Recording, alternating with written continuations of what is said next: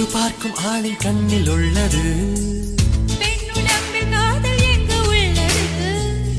ஆண் தொடாத பாகம் தன்னில் உள்ளது. நீ வரைய தெரிந்த ஒரு கவிஞன் கவிஞன், பெண் வசியம் தெரிந்த ஒரு கலைஞன் கலைஞன்.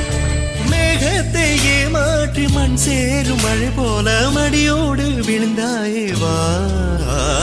பூவாசம் புறப்படும் பெண்ணே நான் பூவரைந்தான்.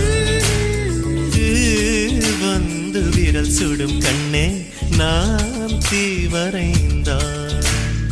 உயிரல்லதெல்லாம் உயிர் கொள்ளும் என்றால் உயிருள்ள நானோ என்ன ஆகுவேன்?